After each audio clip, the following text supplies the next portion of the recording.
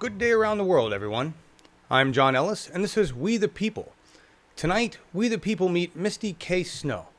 Misty is running for Utah's 2nd District, and I'm just going to read the wiki page that she has, because when you run for office, and she's already run once, you get a wiki page, and that's pretty awesome. Misty Catherine Snow was born in my favorite year of life, which is 1985, and we'll get into that another time, but those of you who know the program, 1985 is a good year. American politician from Utah, who was a Democratic candidate in the United States Senate election in Utah, 2016. So ran for Senate in 2016.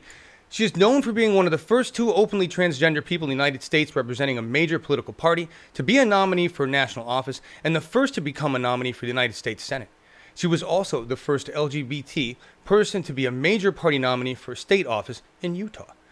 That's all pretty badass. We're gonna meet Misty. I want to make sure that the audience is here. Say hi to everybody. Hey, Jeff and Metal and William and Jupiter and Dennis and Bev. Thank you all for being here tonight. Now let's meet Misty K. Snow. Misty, thank you for being with us tonight. Thank you very much for having me. So this is pretty awesome that you've already run for Senate, which we were just talking earlier is really probably the most difficult office to run for, right? What was that like? Yeah, it was a lot of work. I mean, it was the first time I ever ran for any office, and a lot of people say starting for U.S. Senate it's crazy, and it was just I actually entered because I hated the other Democrat who was seeking the nomination, hated that he was running unopposed, and it's like, well, if no one's going to stand up to him, then I'm going to file the paperwork and run against him, even though I didn't really know much about the process. It's just, I didn't even think I was going to make it out of convention. But this other guy, his name was Jonathan Swinton. He'd been running since August of 2015. Had about a 6-month head start on me, but he was talking about how he was a conservative Democrat. I actually wrote an op-ed against Planned Parenthood. Talked about how he was pro-life and how he wanted to see an end to Planned Parenthood funding, which is it's what the Republicans are doing. We want somebody to stand up against Republicans on the issue. Right. He's talking about religious rights and religious freedom. He said he thought marriage should be a religious sacrament. That was when he was asked about same-sex marriage. He said marriage should be a religious sacrament. And it just on a lot of these issues, I found him not just unacceptable, but offensive. And I felt that him being unchallenged for the Democratic nomination, somebody had to challenge him. That's why I filed the paperwork.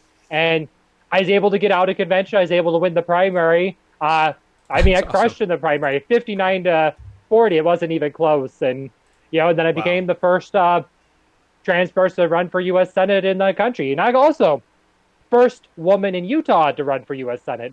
The first woman to ever appear on a general election ballot for U.S. Senate in the state of Utah. Not even the minor parties have ever nominated someone. So a lot of firsts there. That's incredible. And it just happened.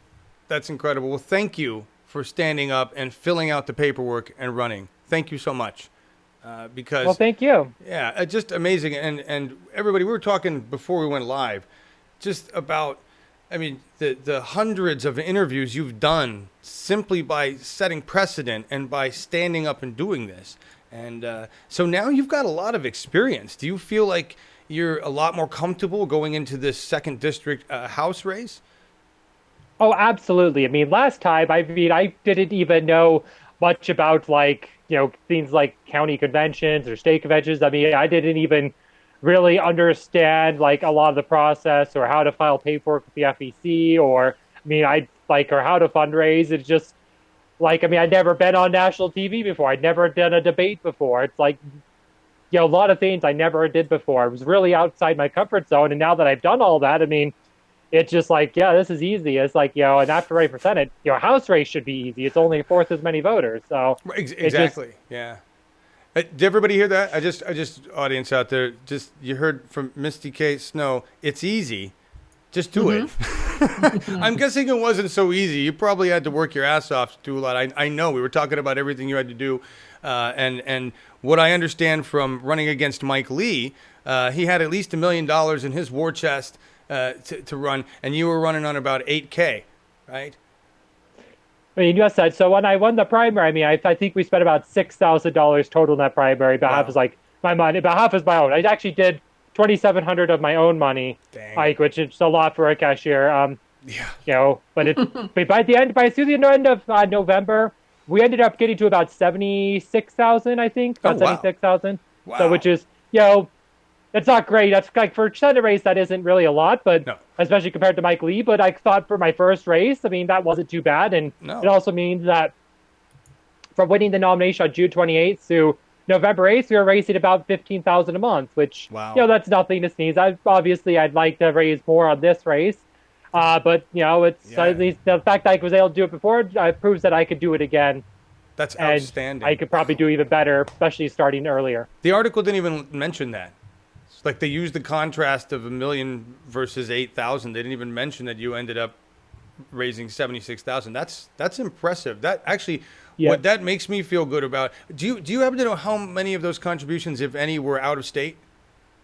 I mean, a lot of them were. I mean, I got a lot of national press. I was getting a lot of small donations. I mean, I want to say my average donation is probably between like $35 to $40. I Huh? mean, Huh? there's a lot of people donating like 10, 15, $20. And then you have the occasional like $250 or $500 donation. I mean, most of them probably were out of state, but I did have a lot in state. But Right. like I said, it's like people will donate to federal races out of other states because Right. the senator from Utah has just as much power of their life as the senator from Vermont or the senator from Texas, and people want to get people who share their values elected, even if they're not from their state, because they have a lot of power over their lives. That's a good point. I mean, that's really a big point about that, and it rings true. We had Stephen Jaffe on a couple weeks back, and he said 20% of his donations so far were coming from out of state to run against Nancy Pelosi. So that's I donate for that too, right? So, but talking about, I want to talk about your issues in particular. And where you differ in this current race, because right now you're going against Chris Stewart, correct? Yes, Chris Stewart. He's the third-term congressman from Utah's second district. It's pretty much toe the line Republican. Do we have there? Yeah, he's very. I mean, he voted for the Trump care that wants to take away health care for 23 million people. Lovely. He supports the wall. A few years back, when the Violence Against Women Act was set to be renewed, he actually voted against it. So he's very conservative on like all these issues, and Wow. I think we need better. Well, yeah, obviously. So how do you? Is there any particular issue with Chris Stewart where you find yourself really vehemently opposed, or are there any things? Let me ask you this. This is a better question. Do you know of anything where he's going to try to compromise on, try to take a part of that vote, seeming like he's being moderate in that regard? Well, it's that he's been talking about how he's for the wall on immigration. Like, he wants the wall against Mexico, but he says, no, we want to be more compassionate on immigration. We don't want to, Yeah. it's just like he will try to use that kind of rhetoric. But I mean, if you're in favor of building a wall, you're not going to be compassionate. I mean, spending the money to build a wall is a waste of money. That's going to be better spent elsewhere, like on healthcare, which you voted to take away. Yes. Okay, I was just curious. Which again, he will spin as like, no, I'm helping people, like with the healthcare. It's like, no, we're actually helping people. Like, no, you're taking away healthcare for 23 million people. There's no way you could spin that. Like, Right. let's call it what it is. You're taking away healthcare. Right. So, big question: where is Utah's second congressional district? I'm looking at the map here, but what areas does it compose? What is the demographic there? Right. Okay, so it covers parts or all of 14 different counties in Utah. I mean, a lot of the counties are very rural, have low population, but it also covers it's western and southern Utah. A lot of that, but it also covers about 40% of the voters are in Salt Lake County. So it has the north half of Salt Lake County, including the state capital, Salt Lake City, also Magna, and half of West Valley City. So that part of the district is very liberal. Salt Lake City, I mean, it's very liberal. We haven't had a Republican mayor in over 40 years. Our current mayor is actually a lesbian woman, so we're very liberal. But so that's about 40% of the district is there, about population-wise. Then we have the south half of Davis County, which is also very urban. A lot more conservative, but still an urban population. That's another 30%. population about, and then the other 30% lives in the other 12 counties. The only other one with a significant population is Washington County in the south west corner of the state, which borders Nevada and Arizona. The city of St. George and the surrounding smaller cities is a fairly urban area, but the rest of the district's very rural. Wow. I just got to say, your district better than anybody I've ever asked that question to, ever. And I've asked a lot of people that question. Oh, okay. Well, that's good. That was Thank you. fantastic, really. And we were going to, I've kind of bounced around to things, but I really want to get to it.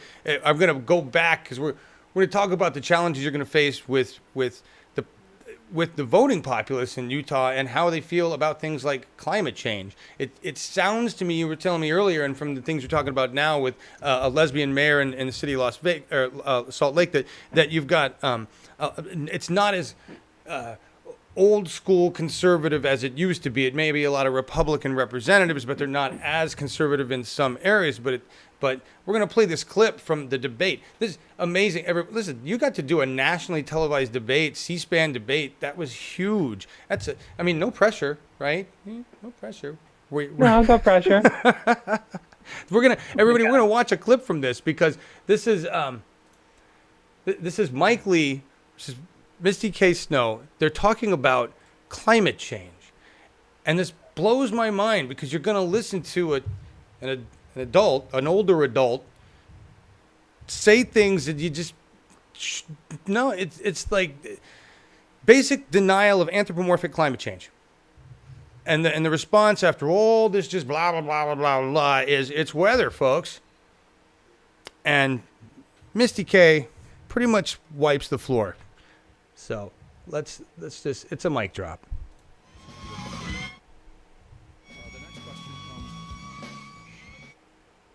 Hang on, guys. We have a problem with audio. That's my bad. Here we go. From, I believe, Andy Cupp, a student at Brigham Young University. Andy?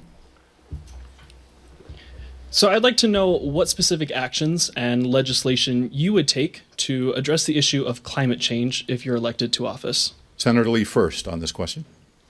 There's a big debate in our society about climate change. There can be no dispute that the climate is changing. Climates change. It's what they do. They always have, and they always will. Some of the greatest debates surround whether and in what way, to what extent, human beings are responsible for the change in climate. And even more critically, what, if anything, we can do to change that. What I struggle with the most with this question is that every proposal that I've heard of that would try to put the government in the middle of this and try to have the government fix it would do little or nothing to affect climate change, but would simultaneously threaten to devastate the economy. As President Obama himself admitted just a few years ago, if we adopted cap and trade, if we adopted any of the proposals that I'm aware of, it would cause energy prices necessarily to skyrocket. Let's think about what that means for a minute. That is effectively a backdoor, invisible tax increase on the poor. It's the most regressive type of expense hike you can imagine. This disproportionately affects poor and middle-class Americans who would be stuck paying higher prices on everything they buy and would also pay for it with diminished wages, unemployment, and underemployment. The best way we can get to a cleaner environment, one where we have greater efficiencies and fewer greenhouse gas emissions, is through innovation. Innovation is most likely to happen when we allow our free market economy to prosper. People will build a better mousetrap and a better car and a better power plant if we have a free market economy in place. Ms. Snow. So I thank you very much for this question. The issue of climate change is a very important one. Despite what some of what Senator Lee just said, climate change is real. But even if you don't believe climate change is real, here in the state of Utah, we have a problem with air quality. Polling shows that no state is more dissatisfied with its air quality than Utah. And a lot of the solutions to prevent climate change are a lot of the same solutions that are needed to reduce air pollution. So what I would like to propose is that our country starts making investments into cleaner energy, such as solar, such as wind, also greener transportation structure. The cost of not doing this is, of course, negative impacts on the health of our citizens, especially our elderly, our children, our pregnant mothers, and there are economic costs to those health problems. It leads to shorter lifespans, it leads to them spending a lot of money on healthcare costs that they would otherwise be able to spend elsewhere.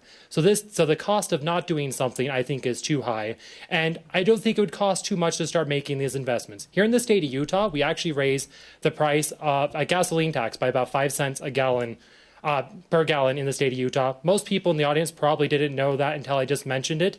It was well absorbed by the economy, and most people didn't know. So we could do something like that nationwide, maybe a small tax, 5 cents per gallon, nationwide, be well absorbed by the economy, and that money could be used to start making investments into solar, into wind, into greener transportation infrastructure.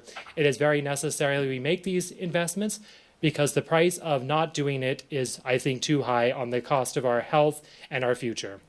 You've engaged each other on this question, so I'm going to invite a rebuttal, but I'd like to focus it a little bit. And the question as worded by Andy was, what's the role of government in legislation or regulation? So to each of you, what is the role of government in fostering innovation, which you mentioned, Senator Lee? And are there specific roles for government that you think ought to be in bounds? And in what ways do you disagree with Senator Lee's position? Senator Lee first. There certainly is a role for government, a very important role to play. Government does set and needs to continue setting limits for emissions. In the case of Utah, one of the things we struggle with is ozone. And one of the problems that we have is that we've got these one-size-fits-all rules that apply to broad swaths of the country, when we've got unique geography here that might make our situation a little bit difficult. And that's one of the reasons why I've supported legislation that would create increased flexibility on the part of the states so that they can address those geographic unique aspects of our state. Ms. Snow. Well, obviously, it's like the federal government can play a very constructive role. As I said, we can start making investments into solar, into wind. And again, when you talk about economics, we talk about jobs. There's a lot of jobs to be created in these industries. Solar energy is actually one of the fastest growing industries in this country.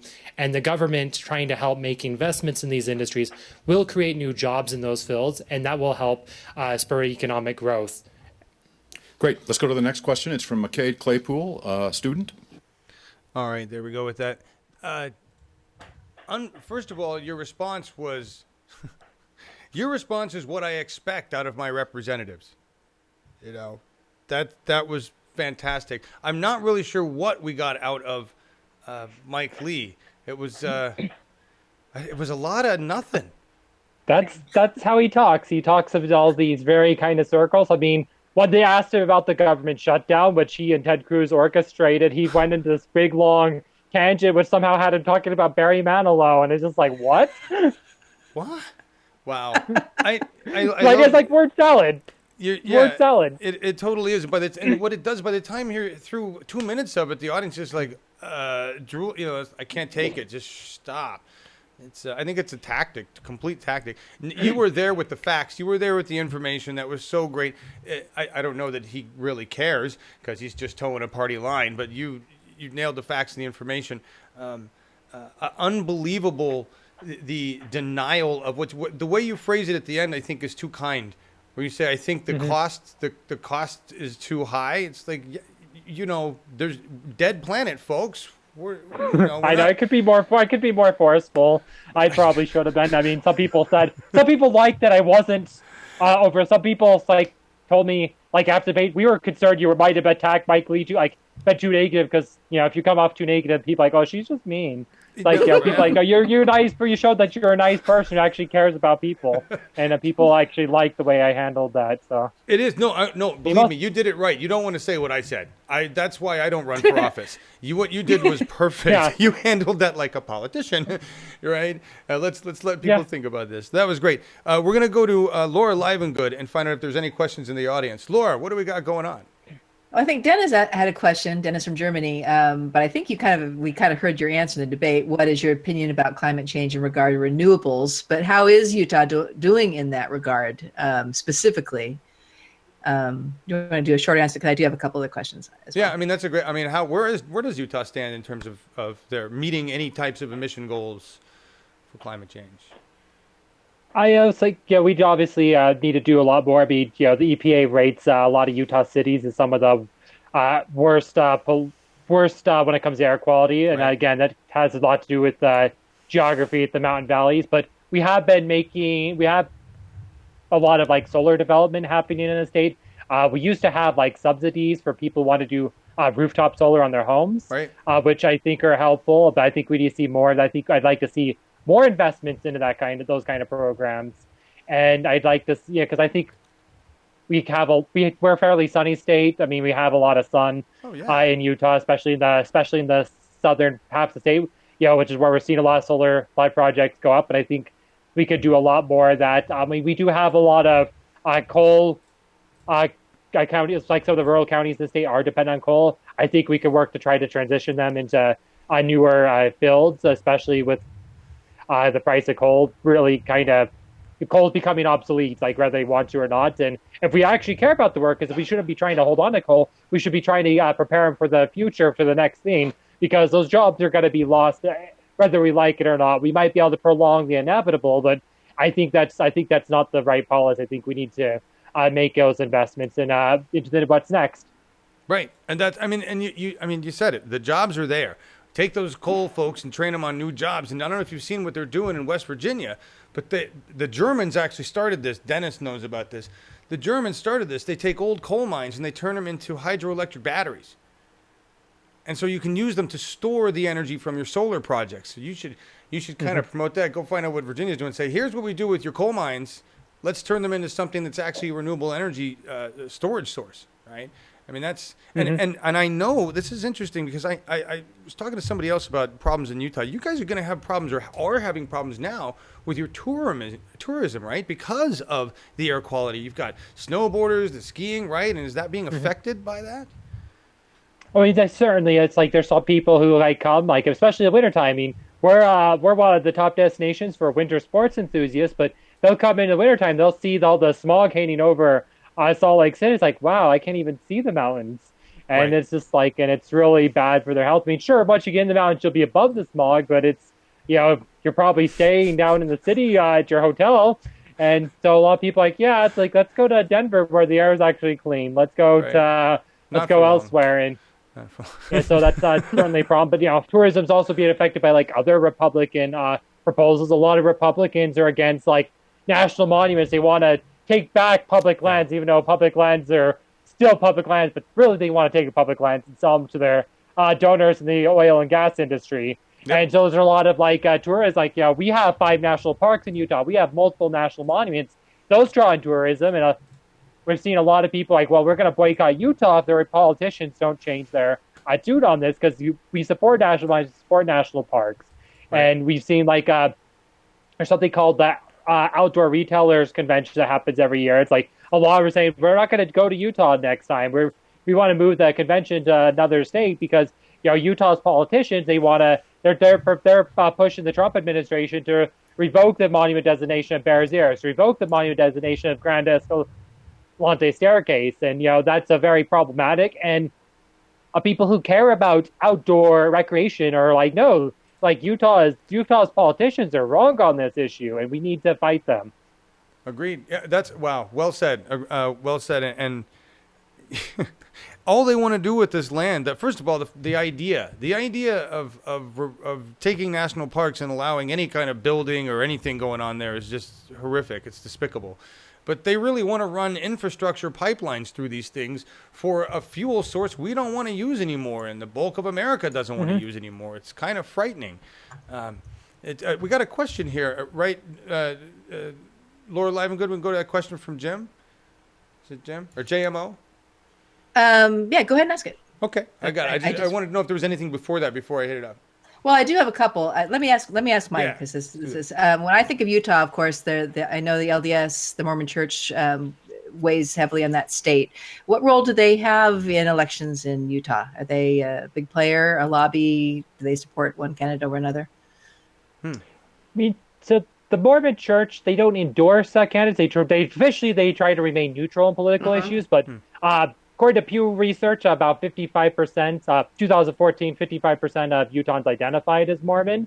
I mean, the number is dropping like every year, and I think wow. it's Utah. The demographics continue to change. We'll see political change, but a lot of Mormons tend to be conservative. I mean, millennial boomers are a bit more liberal, but they're still more conservative than not, and so that's a hard block to really win over. You have the liberal Mormons who vote Democrat, and then you have a lot of conservative ones who will vote for the Republican. It really doesn't matter where you stand on the issues. They vote for the candidate with the R next to the name, and that's our thing to really overcome. So it's really a lot of it is just turning out the base.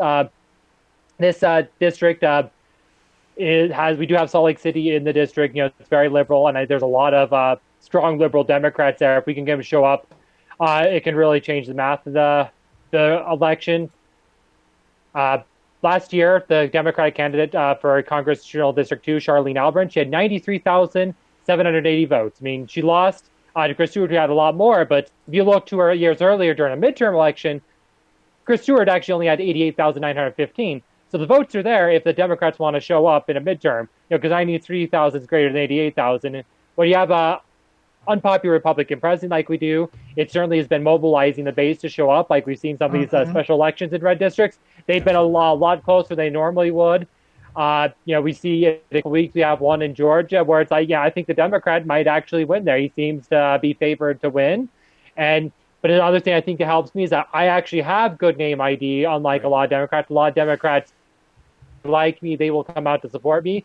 The incumbent Republican, he actually, for a third term as congressman, his name ID is kind of low. A poll in April showed that he, at 26%, either had no opinion of him or never heard of him.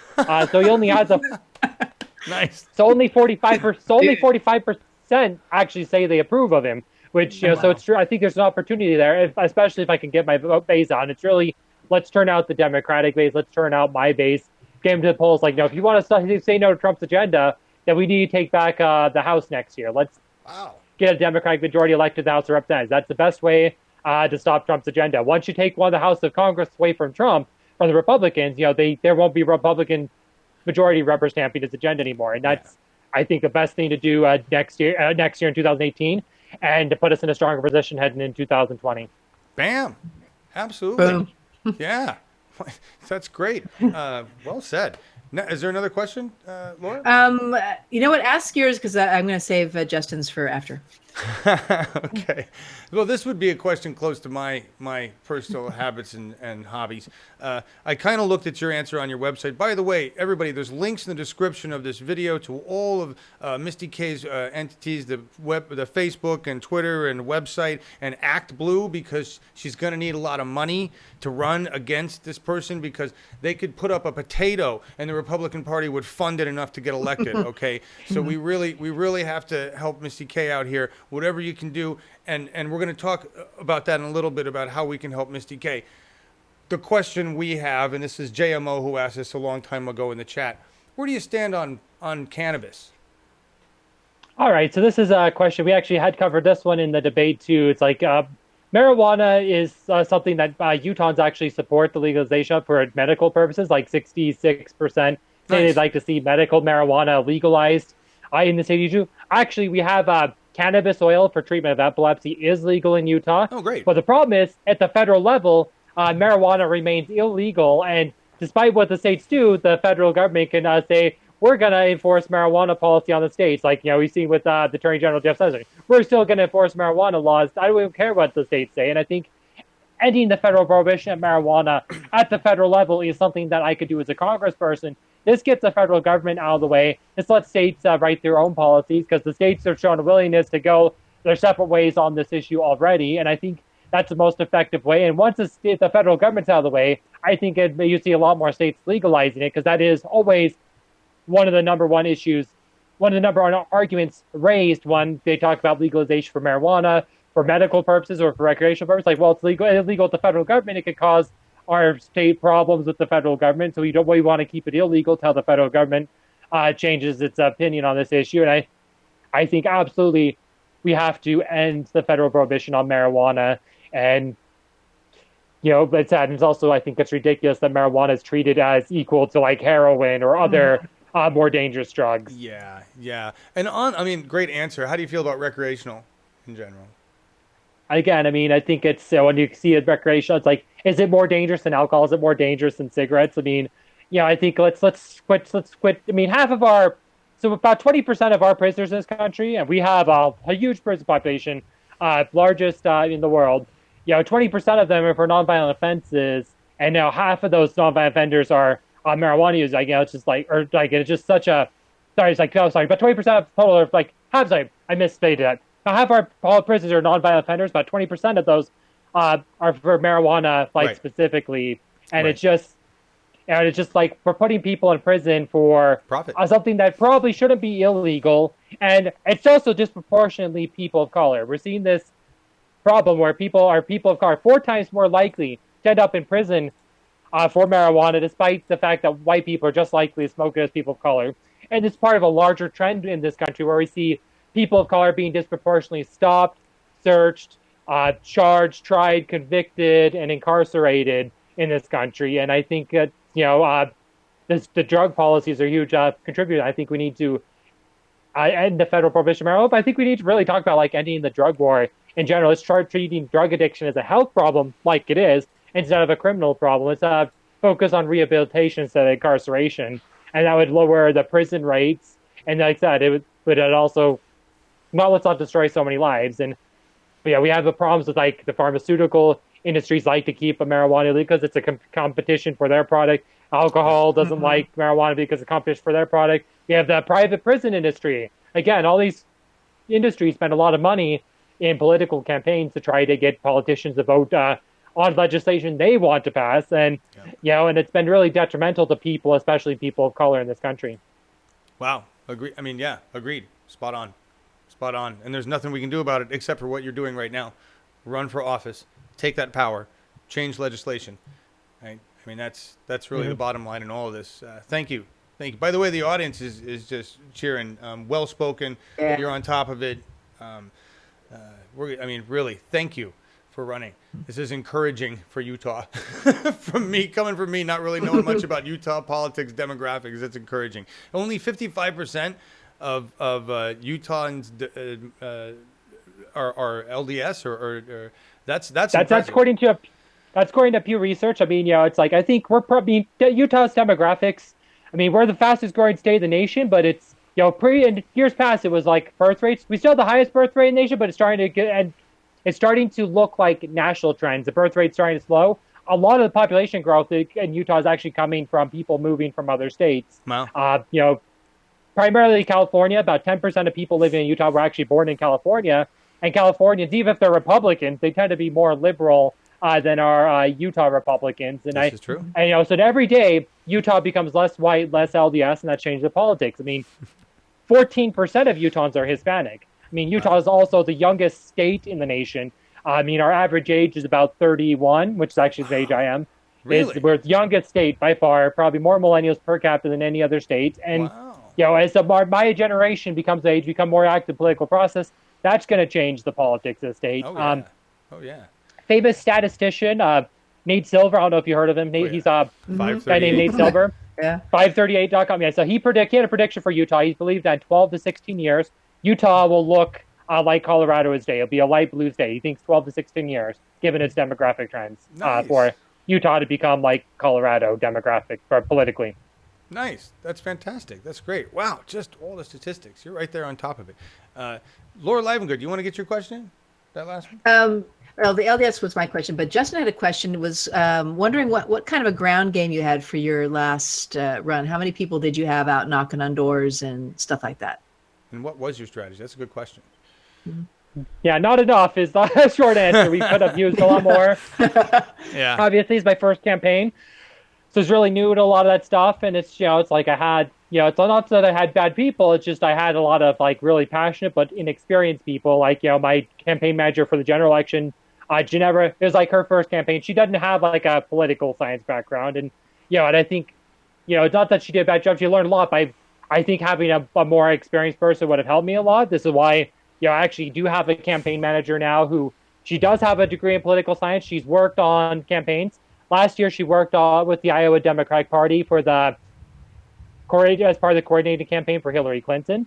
Before that, she actually spent a couple months working for Charlene Alberin, who was the Democratic candidate for District 2 last year. She spent a couple months there. Previously, she actually did an internship for Senator Harry Reid in Washington. So she has some experience on the Washington side, working in Harry Reid's office. So she actually has a lot of experience working on campaigns. She has a degree in political science. I think she has a lot of skills that can help me really run a more effective campaign. Plus, I'm starting her. Plus, I have experience now. Yep. I know about fundraise. I know about how to canvass. I know like how to use Vote Builder, NGP, and it's just like experience and trying to have more experienced team and having hopefully do better at coordinating volunteers and generating that passion to get people out. Right. It's really at the end of the day, turning out more people who support me than he turns out people supporting him. But yeah, that's amazing to know. We're looking at a headline. It says this was in the KUER.org post done on October 24th. It says Misty Snow scraps traditional Utah Dem playbook in bid to unseat Senator Mike Lee, and you've got a lot of social media activity going on here. I mean, you mounted more of a Bernie Sanders type campaign, right? But really, in the end, you need boots on the ground canvassing. Mm-hmm. That seems to be the main, right? Yeah, I mean, especially when we're talking about a midterm, it's just like it's turning out the Democratic base. I mean, Salt Lake City, I could probably get 50,000 votes in Salt Lake City proper, but we ain't going to get them out if we aren't knocking on doors. And right. So we're going to need volunteers to help with that. And we do have a volunteer sign-up sheet on our website. So if you live in the district, or especially if you live in like Salt Lake County area, I sign up to volunteer because we'll definitely, once we get later into the campaign, we'll definitely need the help with knocking on those doors. I mean, Dist had really, I think, critical is Salt Lake City. I think, looking at previous campaigns for District 2 in Utah, about 60% of the Democratic votes that the Democratic earned came out of the Salt Lake County portion of the district. That's where we're going to get most of our votes. It's very critical. We turn out our base in that part of the district, and we're going to need those volunteers. And, even though it's 17 months away till general election, it's not too early to sign up volunteer. We might not need you to volunteer right away, but having your information now certainly allows us to keep in touch with you, to put us on you'll be on the mailing list, et cetera, and you'll stay up to date with the campaign. And when we need you, we'll have your information to call you. That's awesome. That's fantastic. And no, 17 months is not soon enough. I mean, we've got to build a structure, a framework that they already have, right? You've got to build that base, that power, that machine, in order to defeat a machine that's existed for decades, that is figuring it's going to have an easy time of it. So I appreciate that you're running now, you're active now, you're building that campaign now. There's just to know in my party down here, we got people worried about even starting now. I'm like, are you kidding me? I mean, if we don't get started now, we don't have a chance in hell. Yeah, I'd actually say it's not too early to start. I mean, the only downside starting like the off year is that there's a lot more focus on like the municipal races, and Sure. In Utah we actually have a special election for the 3rd congressional district because Chaffetz decided he didn't want to finish his term, so there's a special election this November for Congressional District 3, which kind of makes it harder to fundraise and get things for my race because everyone's focused on District 3, but it's still important. It's like they'll need volunteers for that district, this year, but it's still not too early to sign up for mine. And certainly donations are also critically important. Well, yeah, you can go down there and stump for whatever progressive candidates in that district and, try to work if there's anybody running. I don't know if there's anybody running that district. Yeah. Well, we have 3 people seeking the Democratic nomination. The state convention is next week on the 17th of June. The Democrats will nominate someone there, or they will or the top 2 candidates will go to a primary if none of them can get 60% of the delegate votes. One candidate, Kathy Allen, was able to raise a lot of money. She's probably the most conservative of the 3 candidates, but she has over $500,000 in her campaign war chest, which puts her in a much stronger position than either of her challengers, and she has better name ID.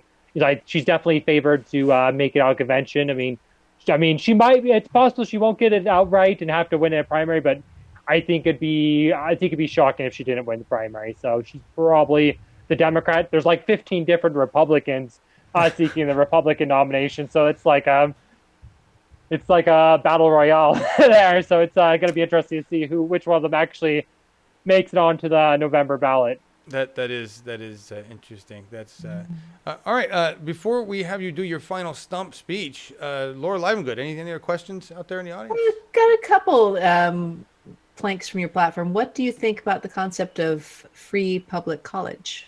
Oh yeah, good question. Yeah, so that's a issue. I actually think that's very important. I think we need to make college. Let's talk about making community colleges, state universities tuition free. I mean, our nation benefits from a more educated populace.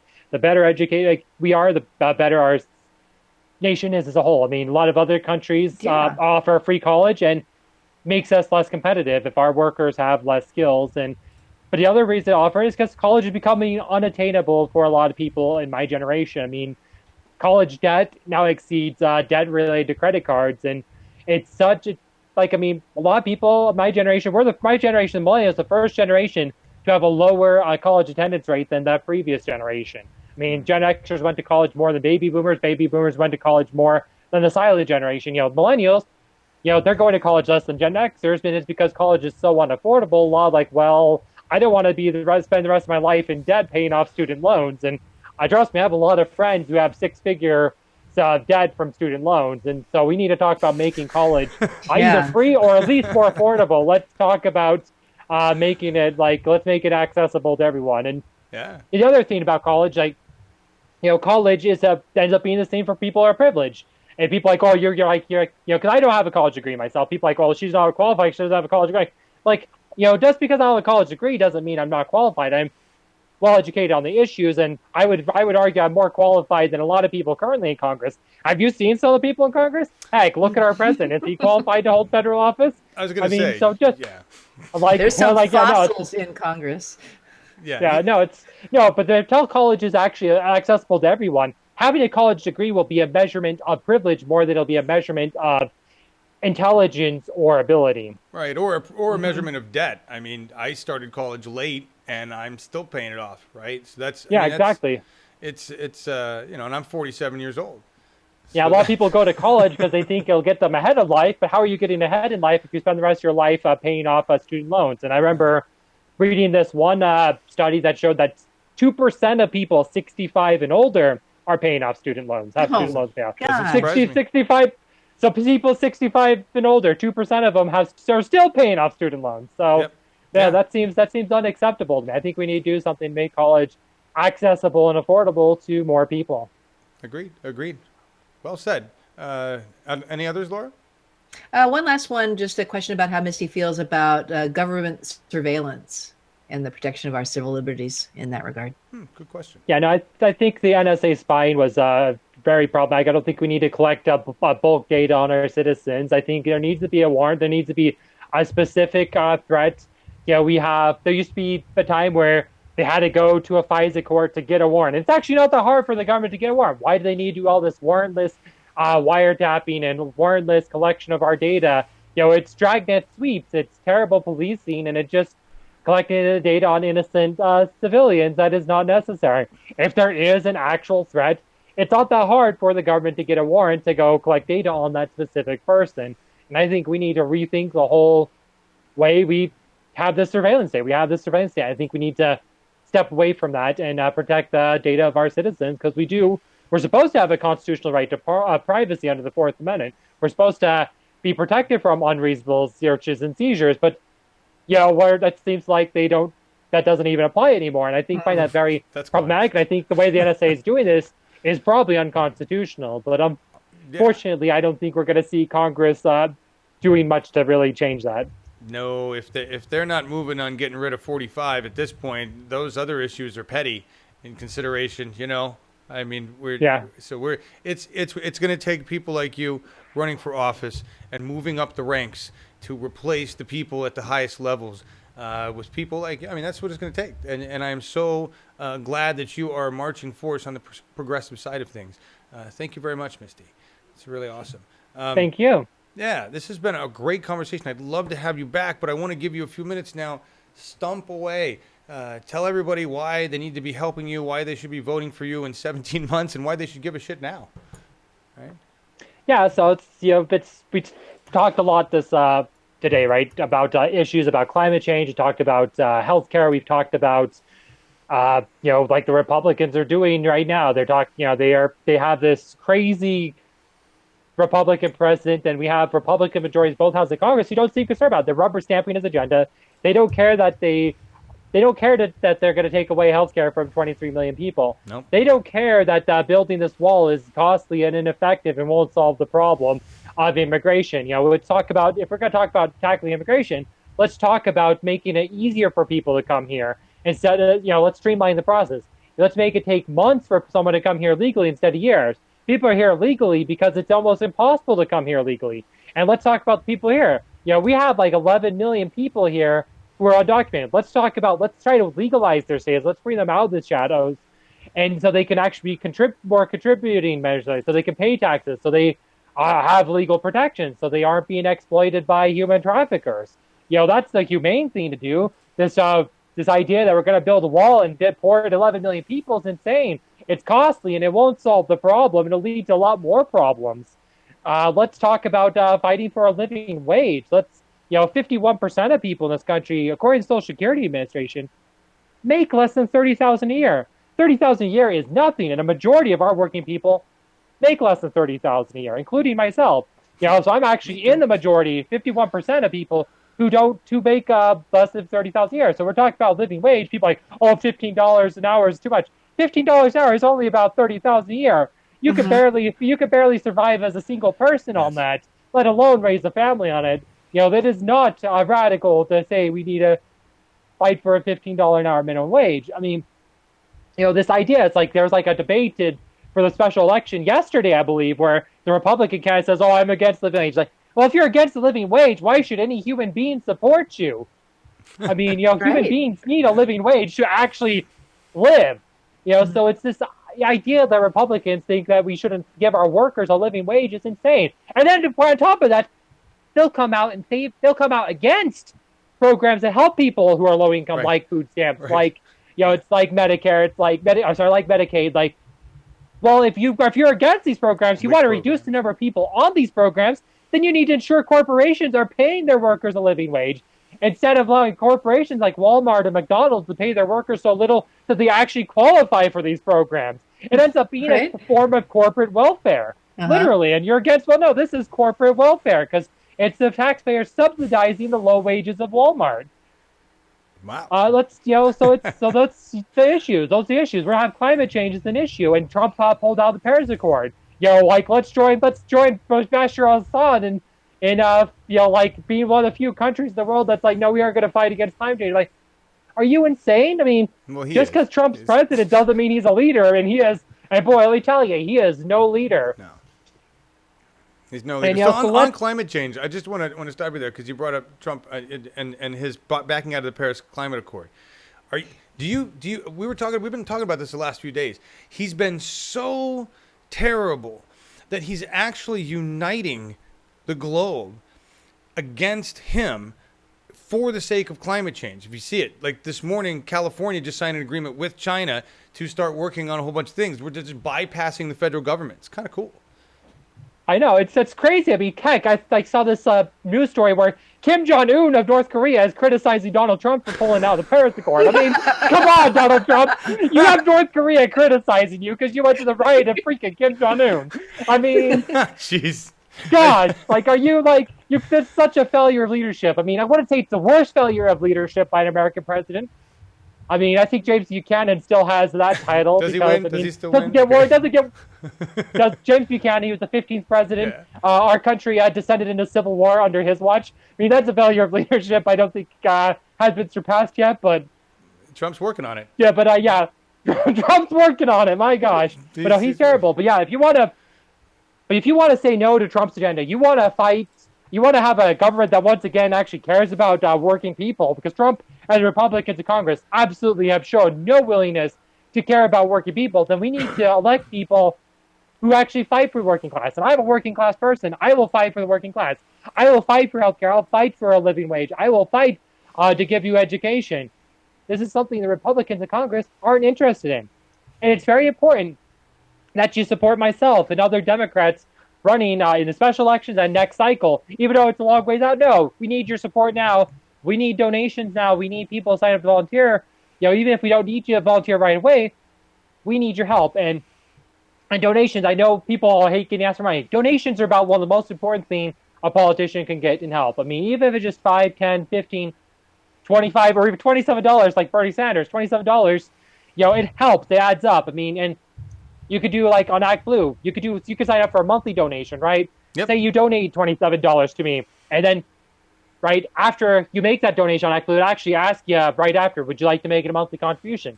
Make it monthly. If you could do it, even if it's only $5, $10, if you do a monthly contribution of, say $25, it adds up, and then every month it adds just a steady income of money for our campaign.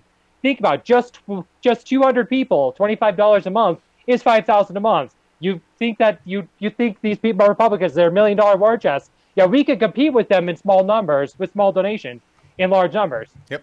We absolutely can. I really, go to my website, mistykSnow.com, or go straight to my actblue.com/MistySnow link and donate to me. I need those donations. I appreciate those donations. And if you can, make it a monthly donation, even if it's only $5, $10, $15, $27, make that donation, because we really need it. We really appreciate it. It's not too soon to make those donations. We have a website. I actually have a campaign manager. Keeping a website up costs a bit of money. My campaign manager, who's helping me do everything, she has a salary, and I want to make sure she's being paid for her services. I mean, she's the only staff I have right now that's paid, besides isn't volunteer. And I think having a campaign manager is critically important. Mm-hmm. And I definitely need money today, and I need money 17 months from now. So if you could sign up to be a monthly donor or give whatever you can, you have friends who could donate, you have friends who live in Salt Lake City who could volunteer, be sure to do that. Get the word out. Share share like my website on your page, share your Facebook page on your Facebook page, retweet me on Twitter, do all those things, because we need all those things to help us win in next year in 2017. I just got to say, you got that down. You can do that with a smile and with honesty and with humility, and that's what you need, because you got to ask and you got to make it happen. So you got that down, and I appreciate that. You make us a promise that when you get elected, you're going to remain a servant of the people and not corporate interest, Mm-hmm. right? That's Yep, I think that's very important. I mean, last election I didn't take any donations from corporations. I didn't take. I had 2 donations from PACs. One was the Democracy for America, which is like a progressive PAC. I mean, but I don't take a lot of those donations. I mostly try to get individual donations, mostly small individual donations. Right. Actually, only had, like I said, I mean, I think my average donation when I ran percentage is probably around $35 or $40 average. Good. So it's just Nice. They add up. I mean, we end up with $76,000 and an average of like $35 a donation. So it's it adds up. I mean. Yeah, And we need those $35 donations. Awesome. Will you come back again? I'd be happy to. I mean, we could do this again in a couple months or next year or whenever you would like to do this again. Stay in touch with me. My campaign manager, her name's Ingela. She has an email at Ingela. She has an email too. I don't get that, so I'll send that to you. But we're going to start being really active. Probably starting next month, maybe August. Great. We're going to probably do the campaign more full swing. We'll do a lot more media Wonderful. appearances, and we'll just go from there. Excellent. Thank you so much. Last question. We asked you to pick a song. All right.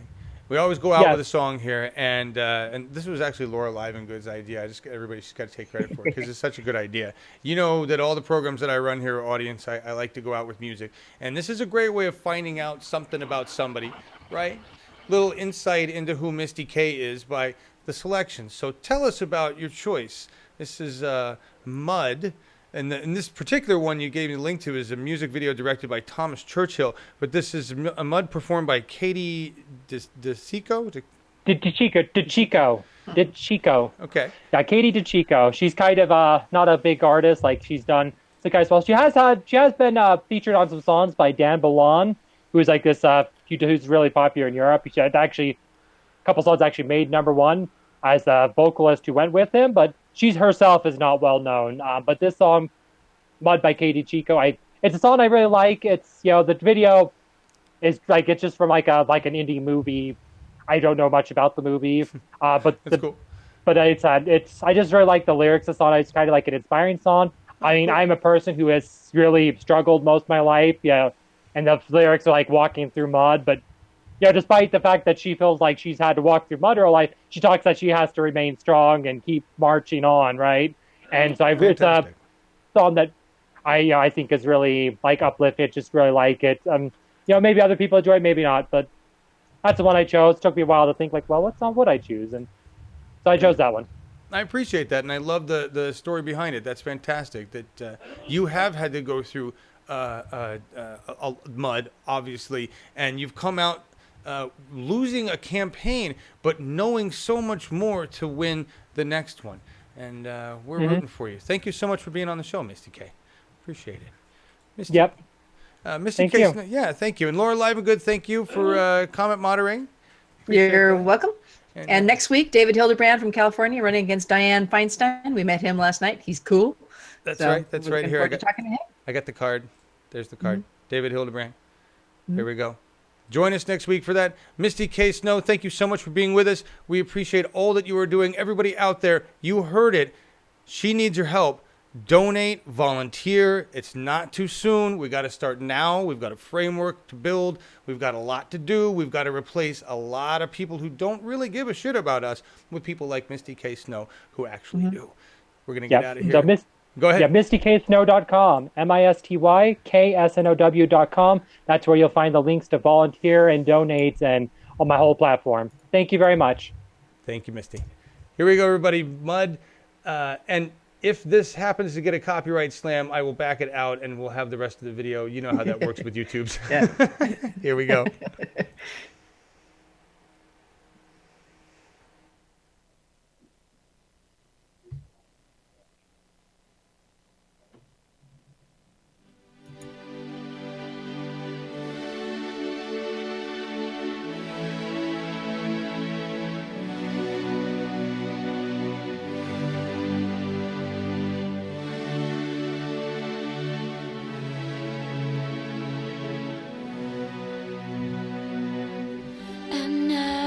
Pretend the shadows are my friends, and the moon becomes the sun. I live in a cradle of loneliness, silhouette on the wall. I want to run from the pain. I can't hide from the stitch again. I need to stay safe.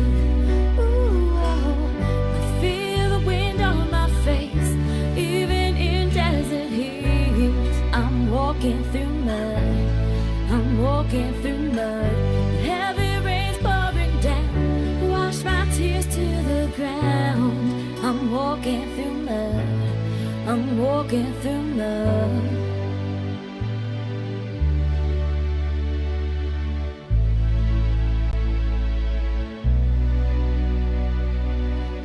At times I feel lost, look into myself for answers I already know. Nowhere to turn, no bridges left to burn. Yeah, where should I go?